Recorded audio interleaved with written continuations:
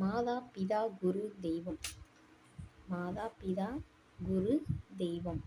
குருவுக்கு அப்புறம்தான் தெய்வமே இருக்காங்க.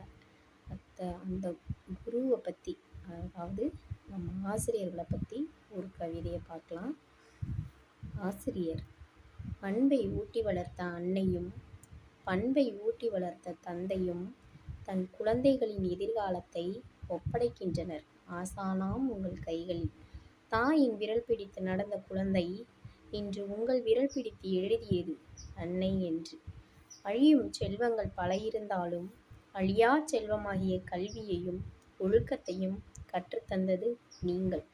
பெற்ற அன்னையாய் தாய் இருக்க, பெறாத அன்னையாய் நீங்கள் இருக்க, பண்பை ஊட்ட தந்தை இருக்க, இப்படி எவர் இருப்பினும் நல்லறிவை எமக்கு ஊட்டுபவர் என்றும் நீர் மட்டுமே.